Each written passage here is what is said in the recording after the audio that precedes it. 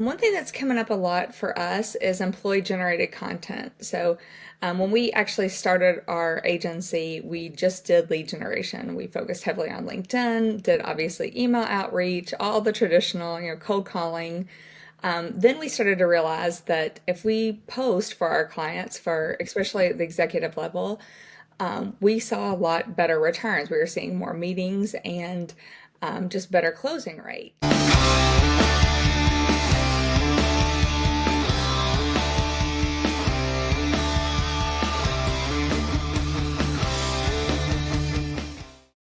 Welcome, everybody, to another episode of Founder Closers. Once again, the purpose of this podcast in general is for us to be able to have conversations with founders of businesses, entrepreneurs, people who are helping founders or who are founders, mostly around the generation of their growth, go-to-market plans, and generating sales. Today, we have another special guest with us who has a lot of experience in all of those different parts of the business. As an entrepreneur, she helps other founders and entrepreneurs in regards to the content, lead generation, a lot of other things. Tiffany, how you doing today? I'm doing great. Thanks for having me, Matt. Oh, fantastic. Right now we are coming out of a holiday, going into the end of the year. So we just finished through Thanksgiving and we're going into the Christmas season. What does this time of year look like for you at this point? Crazy busy, which is a wonderful problem to have. Catching up, we were just talking about catching up from Thanksgiving week and kind of getting everything ready for, a big end of year push. So tis the season.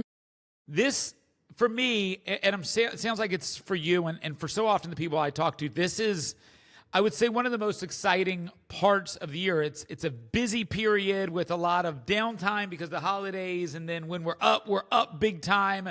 And it's because a lot of these companies are anticipating and putting plans in and putting in what they want to do maybe different for 2026.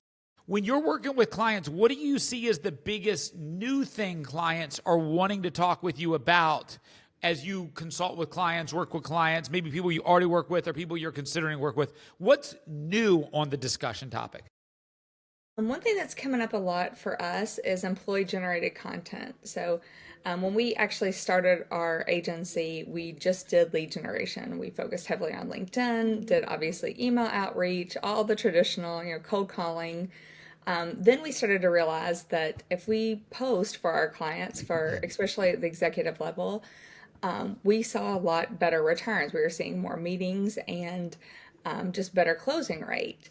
Then now it's shifted into there's a big push for employee generated content, not just at the executive level, but really across the company, particularly in marketing and sales. But we have cybersecurity clients, tech clients that their CTOs are posting, their tech positions are posting. And what it does is instead of getting on a meeting, how we all get on these meetings and you're fighting that uphill battle of who are you? Okay, I took the meeting with you, but who are you again by the time you actually get on the call? And you're fighting that uphill battle every time. Whereas if you lead with content, you get on those calls and they already feel like they know you. They've heard enough of your, expertise. They've kind of gleaned a little bit of your personality through your posts. And then when you get on the call, it's just a natural extension of that. So you're not fighting that. Who are you? What do you do? Go back and explain it all over to me again. Right. You kind of get right to the meat of it. Yeah, I can imagine as you talk through it, I hear you're personalizing yourself. And so you're not just a business, you're an individual that works at a business. You're lowering the guard of already establishing a trust factor and relationship. I would say about a year ago, I made a conscious decision to do similar to what you just said. And I am not a natural self-promoter. That's actually why I started this podcast, was because it was easier for me to have interesting conversations with interesting people about things I'm interested in a long-form conversation. And through that, I think that some of my experience, wisdom, and value can come out through long-form content. And then I've got a team that will then take that content, clip it up, and they'll put that content out. And That sounds like that was the first evolution of change, right? You started off in LinkedIn outreach, then you said, let's just get some content out there. And what it saw for me is it saw me just being more relatable. It saw me being more real in that they know that I'm a real person who has real experiences, and it created that a bit of credibility towards what my LinkedIn says I've done versus they actually get to hear me saying it, talking about it, and doing it. It really lowered a lot of people's guard and gave me an opportunity to get into a front of a lot of other people. But then now what you're talking about is the idea behind not just having me, the founder and CEO of my company, but having my employees, not just my salespeople who are generally customer facing, but other individuals who are maybe more behind the scenes, also putting that personal touch of the individuals at the business front and center, kind of creating that atmosphere for connectivity, right? Exactly. It just gives another personality. It multiplies your reach because instead of just the founder putting content out there, which is great, the founder definitely needs to be putting content out there, but you're getting more posts, you're getting more attention. And everybody resonates with someone a little different. So like, okay, maybe I'm not your style, but one of my great customer service reps, you just instantly click with them. So it just gives other ways to learn about the business. And then when people post, when we're posting for our clients, for the employees within the clients, or teaching employees how to post, we're not just telling them, hey, every post is about selling your whatever it is your company sells. It's about your experience with the company, your personality, just about you personally, the things that you're learning, the things that you do within your job, and then mix in a little bit about what it is your company does and how they can help. And it goes a long way. What about like on LinkedIn, which it is a professional network? What about putting the personal stuff out there? So we tell our clients to mix it in. That doesn't mean every post is about, what you did on the weekend or, this isn't Facebook, but it does make a big difference in making you human. Like how you were just talking about, like people get to know you. And a lot of people aren't necessarily willing to go on video.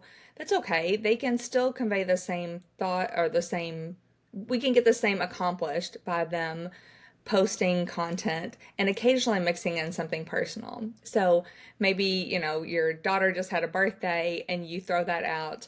Or my daughter had a lemonade stand one day. I made a post about that and kind of related it back to business. So it's not always, I post all kinds of personal things too because I feel like it lets people know that I'm a real person. Yeah. There's so many bots on LinkedIn now. Anything you can do to kind of set yourself above those bots and show that you're a real person. People still buy from people they like, and people buy from brands that they've come to trust and know. And that's a great way for people to come to trust and know your brand is through your employees who already have relationships out there, and they're probably just not like showcasing their expertise the way they could. Well, and I think that ties to two things. I mean, I think you said there's so many bots out there, and how do you distinguish? I would make the argument that 90% of people are bots at this point as well. Like when you look at the content out there that's just so clearly AI, and it's just like you Yeah. have a 5 second idea and you have a 45-minute post that I know you didn't post. I know you didn't spend the time writing all that. And does anybody actually read all that? Is what I want to say to people. Like, I've got a very short attention span when it comes to that. You give me a post that's more than 3 or 4 sentences, like I'm moving on. But I'm sure it works for some people. But I would say that there is that bot-based environment even with the people out there. And a lot of it's not actually them. It's not actually them typing it out. And I think that we will continue to come to more authentic voices being more relevant. I think that's one of the things that also is why video can be so much more valuable than the written content on platforms, is because it is you being authentically speaking about you and your opinion and your experiences, not a written paragraph post that has a bunch of clearly ChatGPT emojis in there because it's clear and evident when it is. But I also think that And this was always something I resisted when I was in the corporate world. We had a marketing team. They're like, we're putting a post out, engage with it, share the content. Like, we need engagement. We need you to put this in front of your people. And I wouldn't do it. I didn't care. But when you have an employee group that cares enough to put the marketing message out, the founder's message out, cares about growing their own professional network for themselves in the business, I'm sure all of those things are signals that will benefit the individual, but also the business as well, right? Yes, exactly. Like I think that's the one thing I hear the most often is marketing teams are reluctant to kind of give up that control and they're scared that okay, well, this person has a great following and they're posting, but sometimes they say stuff that's off brand. Who cares? I mean, that is where you really have to give up a little control and realize that it's honestly for the greater good. Just give your employees guidelines. I mean, there's certain things that obviously maybe you don't want to talk about, especially like for SaaS Not getting on companies, there maybe roadmap debating items. abortions or something like that. Just like to Yeah, talk. yeah, stay clear. Yeah. Exactly. Stay clear of very polarizing topics, Yeah. obviously, Yeah. especially if you're going to be tied to your company's brand. But outside of that, like, if they're posting I was just actually reading a thing where I can't remember what company it was, but this employee had a great following on Instagram. It was Chick-fil-A, and she was just posting like information about, I guess maybe she was on the catering side or posting about how they were doing catering, and they kind of shut her down. And then she ended up getting a job with another company to literally just get paid to Yeah. post. Just to post. Um, yeah, I'm like it. I just tell people all the time, like try to have an open mind around it because it really does make a big difference and can grow your brand without like it doesn't cost anything. It's just, giving your employees some training around it and, typically they enjoy it. It helps build like you said, it helps build their personal brand too. And the people who are into it are going to be into it and the people that aren't, they aren't. But, don't shut down the ones that are willing to help you grow. So one of the things I am paying a lot of attention to over the past 6 months is the founders, and I put founders into two different categories and two different boxes. And I'm not saying every founder that fits into these two boxes identically, but I look at founders as technical founders and revenue founders. And what I mean by that is a founder who has an experience in running a sales and revenue operation is a different type of founder than a person who has developed a product, an idea, a 100%. solution that, and if you've never run a revenue wing of a business, even individually prior to your business, then you're going to look at a problem in a different way that, in my experience, a revenue person has. And I look at that problem as a guy who helps founders increase revenue. And there, to me, is a very clear distinction of who needs more help by somebody like me versus who needs help by somebody that is a more technical, operational, functional operating leader that they might benefit from. Do you find, let's just say you put all of the founders and all the companies you work with in that same box. Do you find founders that are more technical founders struggle with this and more revenue founders are more open to it? Is it vice versa, or is it not really identifiable that way? Um, I don't know. This is one area like I love that you distinguish revenue founders from, technical founders because I think you have a great point there. And there's a lot of things where I'd say, okay, revenues, founders are typically more open to marketing or sales advice. They get it better. It takes a little, longer for a technical founder to kind of wrap their head around some of the things that we do. But in terms of posting content, um, I don't know, it's kind of across the board, both sides. It's either hit or miss. They either get it and they see the returns that other people are getting from posting content. They see the engagement they're getting. They know that they're getting leads from it. And then there's others on both sides, both technical founders, like one of our first clients that we actually started posting for was very technical. The whole team's very technical. They have a very cybersecurity technical product. The Yeah. whole team's very technical. They really don't Yeah. have a lot of revenue people on their side. But they instantly bought into posting and quickly saw the returns they got from it. They were invited on podcasts, they were invited to speak at events because people saw their thought leadership and realized, like, hey, this is someone that I need to lean into, and actually help them get funding, and opened a lot of doors. Then on the other side, we have revenue leaders that sometimes instantly buy into it and say, "Oh, I see this." And then there's others who are like, I'm not sure that I really need to post content. Can't we just do email outreach, LinkedIn Yeah. outreach, Yeah. have people Yeah. call? So I I think it's kind of imagine across the board. I'm not surprised by that answer. And how I would have guessed the answer would be is that the revenue founders are more equipped to be able to get the most out of this quicker, but also maybe more resistant to doing it because they already believe they know how to generate revenue without your advice.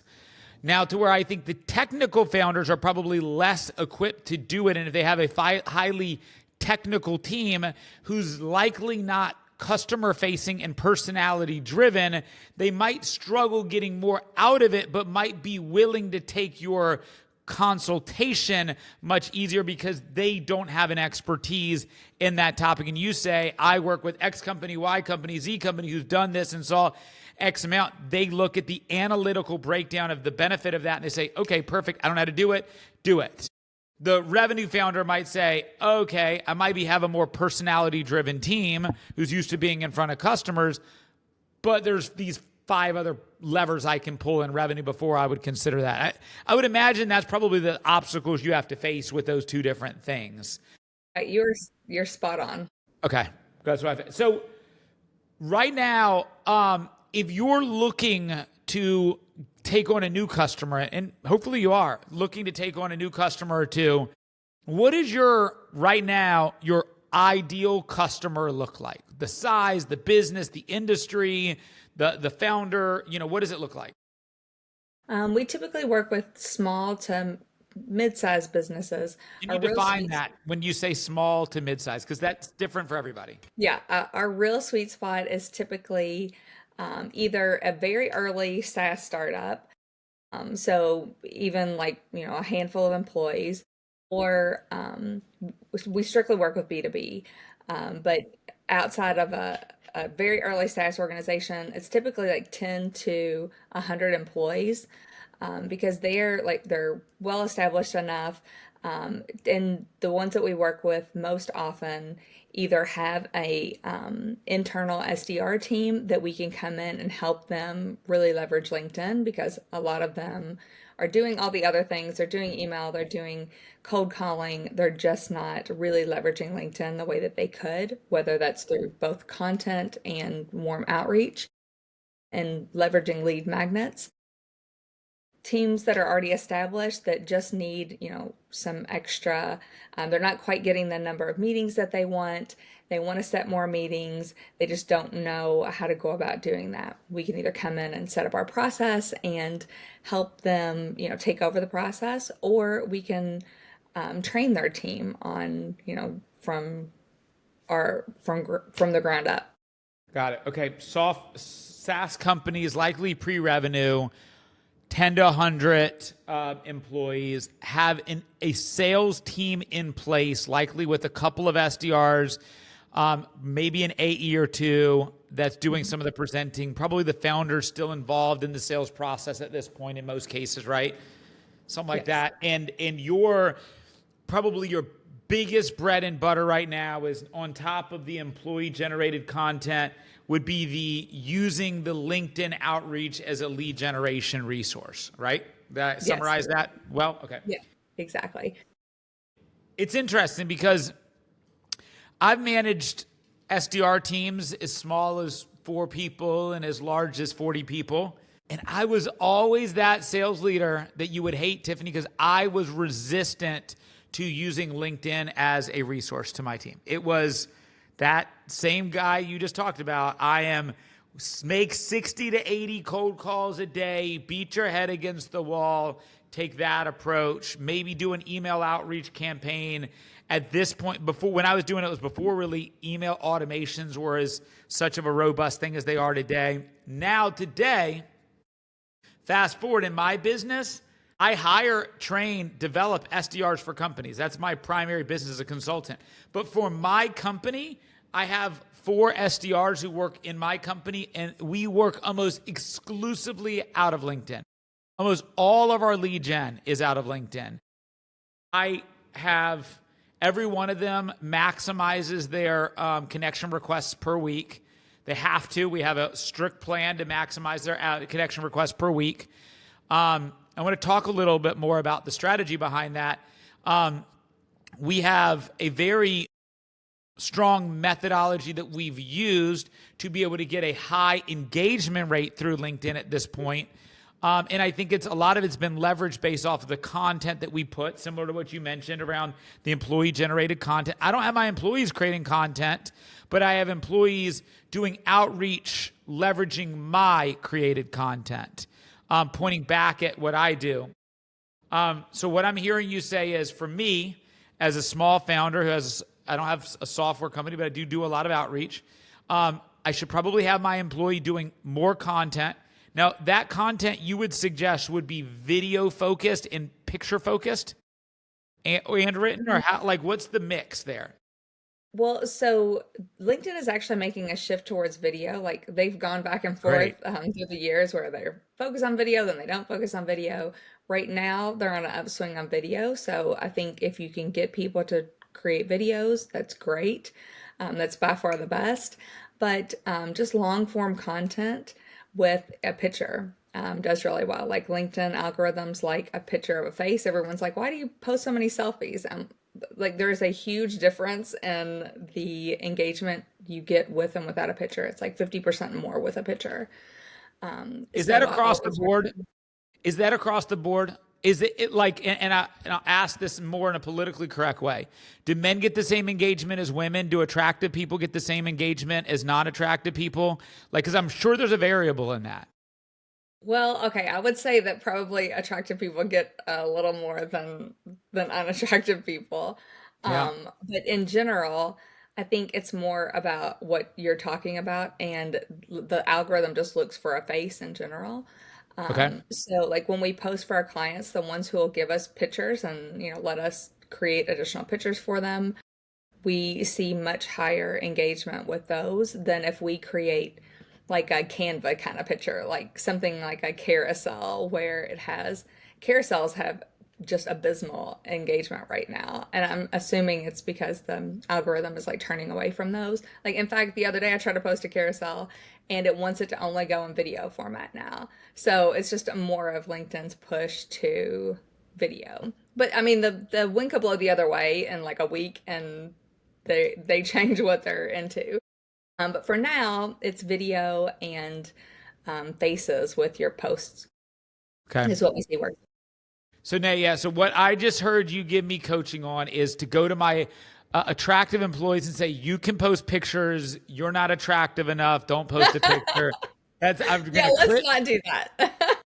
I don't have an HR, and if I did, it's all You might good. need one, Matt. Yeah, yeah, I know. All right. That's your next hire, obviously, as an HR. Yeah, yeah. That'll be my 5-year-old daughter. She'll be like, okay, what do you got for me? So that makes sense. Now, on the outreach, you mentioned lead magnets. I've heard of that phrase. I think I understand it, but explain that to me. What is a lead magnet and why is it important?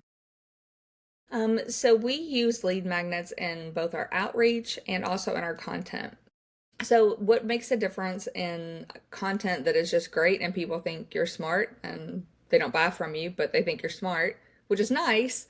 But I don't know about you, I care more about people buying from me than, just thinking I'm smart or know what I'm talking about. That doesn't really do me a lot of good. So we end all our posts with something like DM me for this free guide, DM me for this checklist. And then you create a resource that your clients would probably be willing, or your prospects would probably be willing to pay for, but you're going to give it away for free. which does a couple of things. It shows that you really know your stuff, you are an expert in the industry, but more importantly, it actually helps them solve a problem. And when you solve a problem, that just opens the door for another problem that you then need to solve, or Right. uniquely positioned to solve. So we'll do things like, you know, for me personally, because I do lead generation and a lot on LinkedIn, I have a lead magnet that is for free hooks for the warm DM outreach system, different various trainings that teach people how to do it. Because most people will either go all the way through it, figure out how to do it themselves, and then they'll have another problem. And who do they come back to? The person that's helped them. Or they get halfway into it and they think, like, okay, this is too much. I see the concept, but I just don't have time to manage this. And then they come back to you to manage this. So it works really well for any kind of service provider. We work with a lot of service providers. If you do provide any kind of service, it works really well. It also works great for SaaS brands. You're just typically leading them to something a little different. Maybe it's if you are a email infrastructure, like we work with an email infrastructure client, and there's as a email guide that shows everything from step one, not just the infrastructure, but the entire how to set up, how to write a good email. So things like that kind of get people to lean in and show they're interested.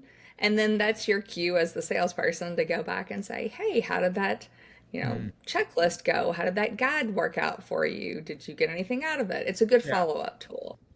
Okay, so like the idea of if you want access to this, comment this, and then that gives you a database, a list of people who are interested in that, then you can provide them something free, but it's also a list that you can then either market to and you can follow up with, those types of things. That makes sense. Yeah, Yep, makes sense. it's funny, Tiffany, because when I first started my business, I created a school channel. I put a lot of my trainings behind a not a paywall, but I put them behind a restriction that you had to be given access. And we did that because when I created my training materials, I was having anywhere from 50 to 70 people apply to work for me a day in a sales role. And we would make them go through a sales training before we hired them as kind of a part of the interview process.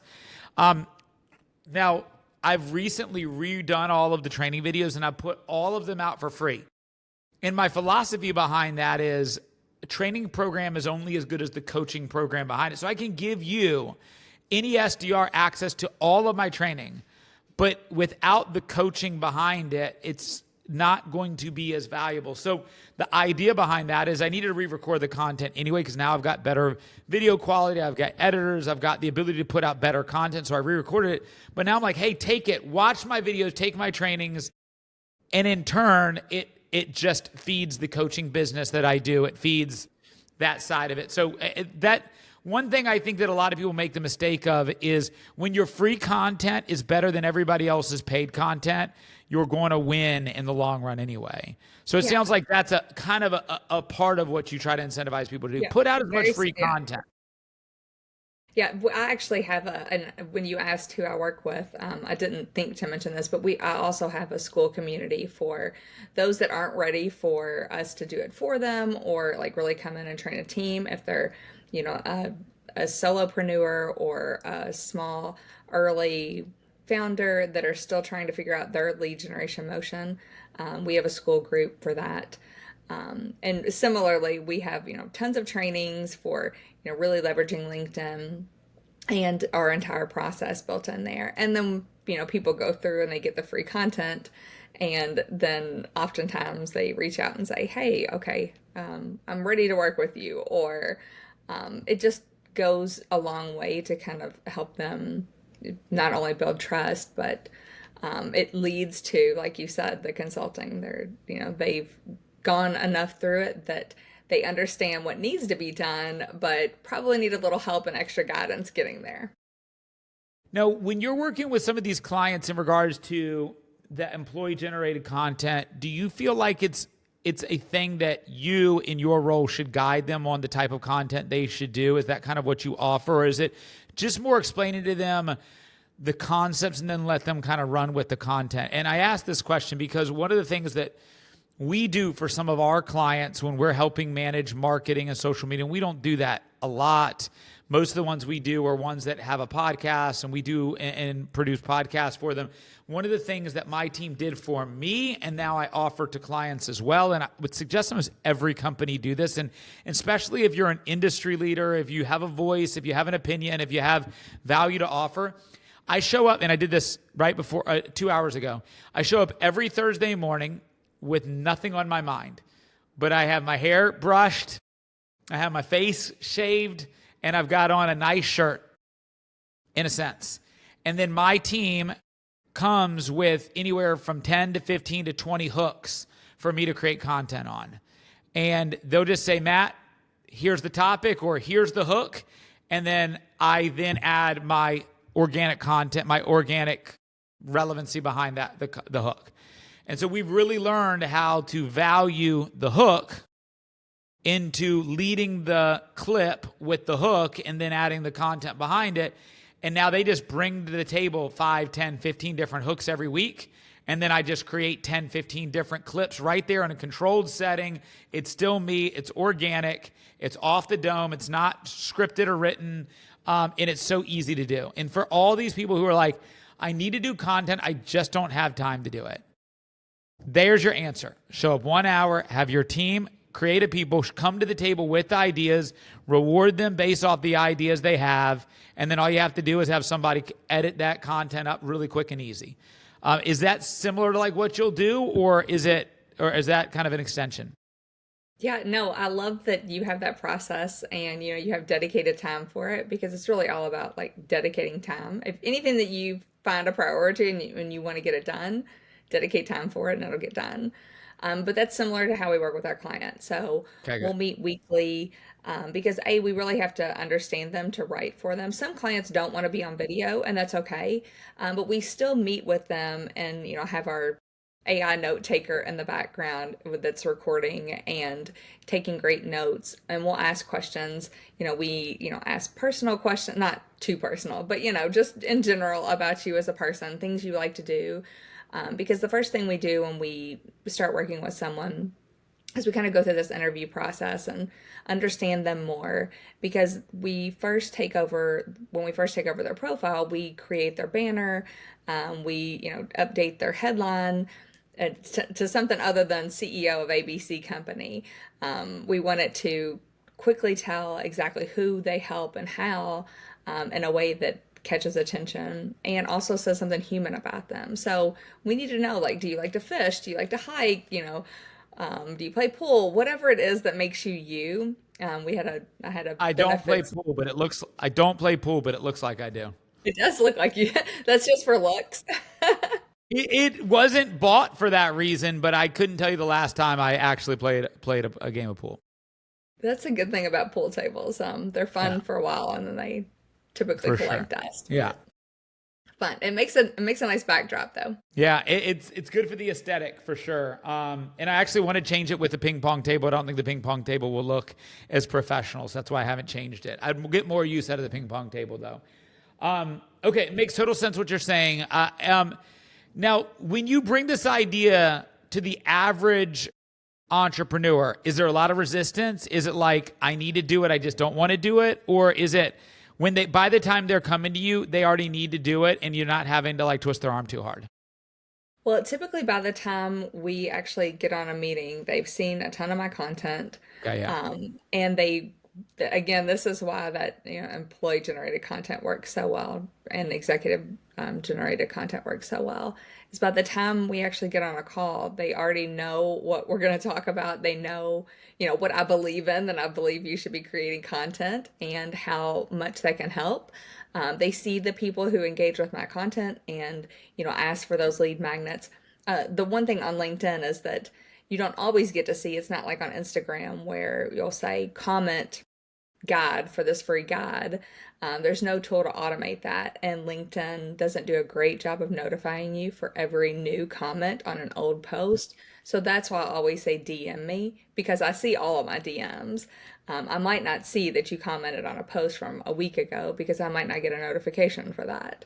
So, but you'll if you go on my content, you'll see that people have, even though I'd say DM me, they'll still comment the keyword, and they've engaged with it. So people know by the time we're getting on a call, they know what we're going to talk about. They're probably pretty interested, or they wouldn't have taken the call. Is that where the majority of your clients come from, is inbound leads from organic content? Or are you guys doing a version of outbound methodology, cold calling or cold outreach? I mean, is it mostly I mean, obviously any business would love just a bunch of inbound leads, but do you guys get most of your leads from that? No, we do both. So it's a good mix. We do both, cold outreach, like true cold outreach, multi-domain email outreach, and LinkedIn outreach. I feel like the LinkedIn is warmer because once we, connect with them, they start to see our content, and then we reach out and send them a lead magnet. So we're not just connecting and pitching; they're getting good value from us whenever we first, have a conversation. And then LinkedIn does do a really good job of if you're new connections, it puts my content on your feed and your content on my feed first and Yeah. foremost. So there's a Bombard you. really good chance if I'm posting content consistently, my prospects are going to see that before I ever reach out and, strike up a conversation, other than just connecting and thanking them for connecting. Well, let's talk a little bit about that. Your foundation came with LinkedIn outreach. What are some best practices? I'll share with you a couple of mine, and you tell me where I'm wrong. You tell me where I'm right. Tell me what I'm missing. First off, a cold LinkedIn connection. We have tested both adding that message and not adding the message. We've concluded that not having that message has a higher connection rate than putting it in there. Do you agree with that? Oh, 100%. We've tested like thoroughly, and we're averaging about 60% higher with no message whatsoever. So we just stopped. We don't message at all anymore. I mean, obviously we message once we've connected, but not in that connection message. It just, So they've connected now. They've mhm. connected. We got that 60% of people have connected. What does that first message look like from you and or your team if you're doing a cold outreach? What does that message look like? Our very first message just thanks them for connecting and wishes them a good day. Like, hey, thanks for connecting. Hope you're having a great day. And that is it. And then we let it simmer for a few days because we want them to see our content. And also, LinkedIn, if you've recently DM'd someone, it is more likely that your content is going to show up on their feed, like if you've had a conversation.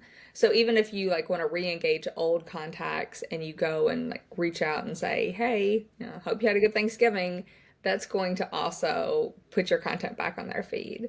So it's kind of like a newsletter that they didn't opt in for, but it's continually popping up in front of them because you've done something to activate the algorithm and get it to post your content and or put your content in front of them. But you also only have what, a couple of days that when that content's being force fed into their feed as a new follower, if they're not engaging with that content within the first few days, it goes out of their feed quickly as well, right? Isn't that accurate?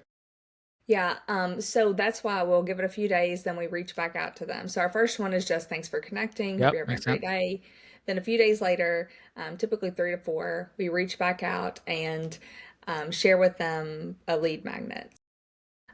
Depending on who the client is or who their prospects are, we send something that we know is going to be of value to them. Say, hey, I just put this together. I work with a lot of XYZ prospects, or I work with a lot of XYZ clients. I thought this might be useful for you. And then send that over, give it a couple of days, reach back out, say, hey, I'm not sure, did you get a chance to look at that guide?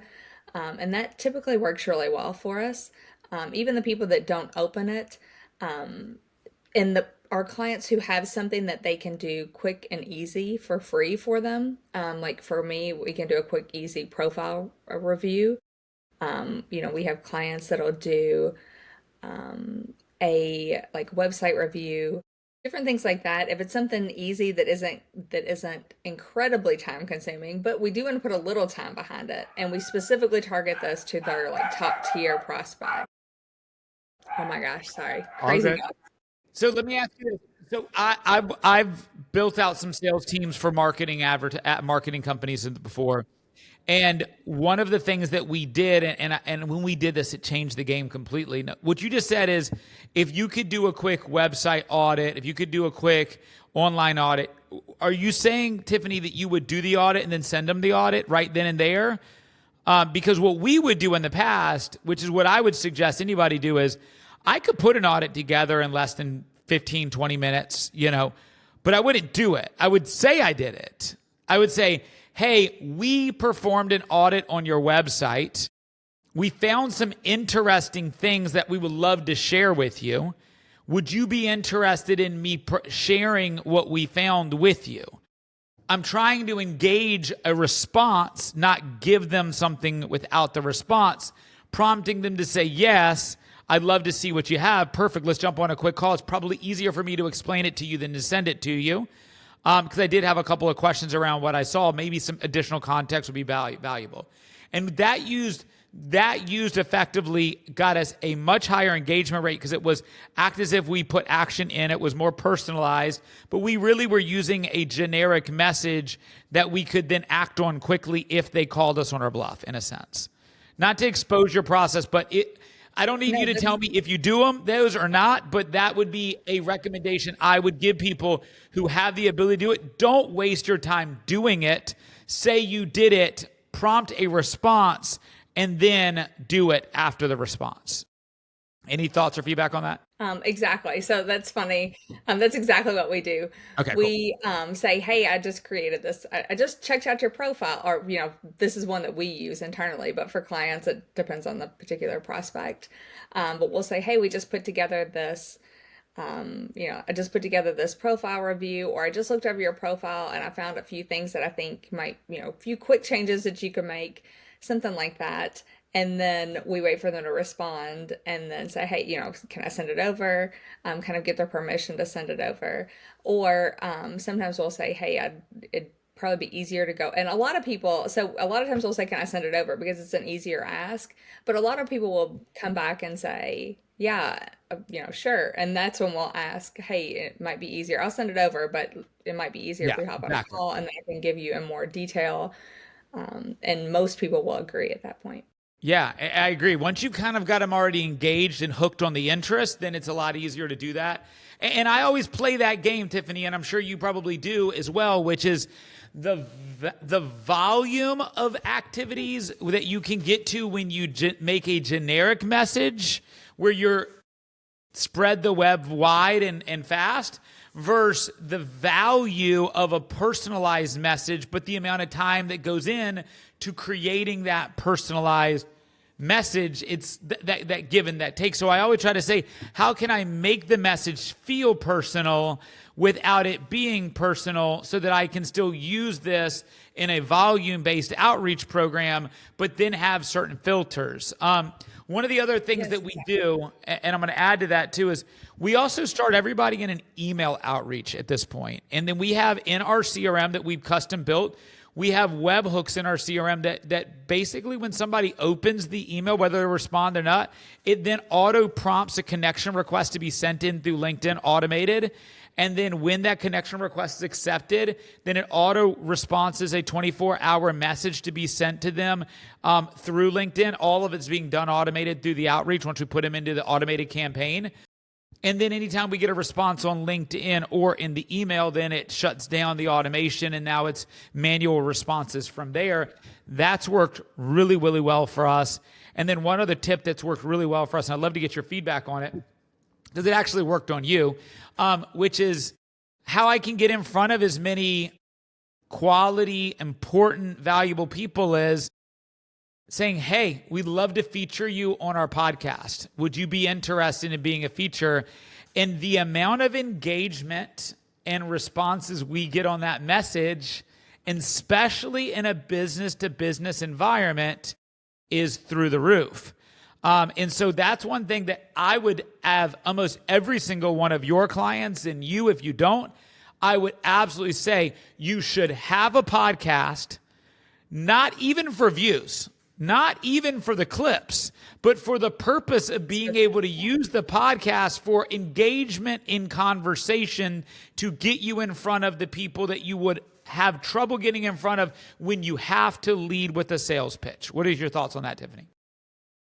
Oh, yeah, I think so it's funny. I think I told you whenever we were doing our pre-call that I've been thinking about doing a podcast for a while, and I think you finally convinced me that I definitely need to have one because it just Yeah. I used to I wrote a book a while back, and like having when we were going through the process of like writing that book, interviewing people for the book was a huge door opener too. I mean, very similar to a podcast. Like people want to be interviewed on a podcast, they want to be interviewed for a book, they want to give their expertise.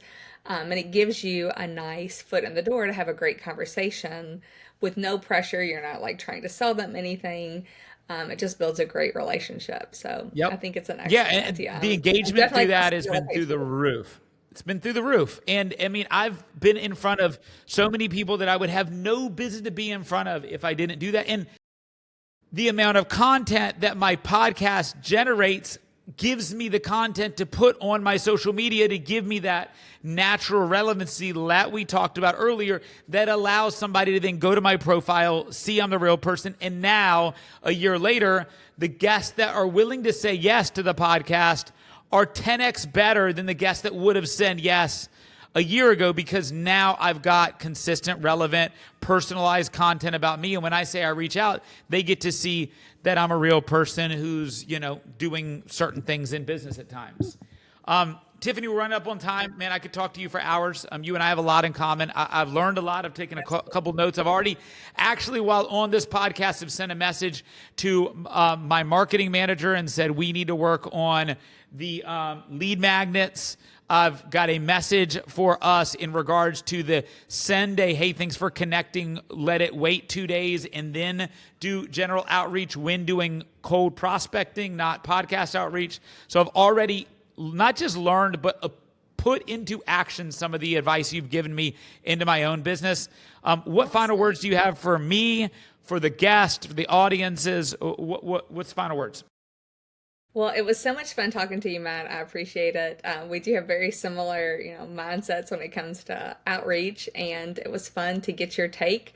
I love that you've already taken a few things away, and I'm definitely going to start a podcast, so I appreciate it. Hopefully, you can be a guest on my podcast whenever we get it up and going. This has been a lot of fun. I appreciate it. Perfect. Yeah, it's been a great time. And for all of the listeners, we'll put all of how to get in contact with Tiffany in there. Obviously, LinkedIn will probably, it sounds like the best place in direction to get in contact with her. Soon, she'll be having a podcast, so go listen to that one. And not only like and subscribe to hers, but like and subscribe to this one. The more of the content you can share, the better we can get this message out in front of more people. Until next time, guys, I'll see you soon.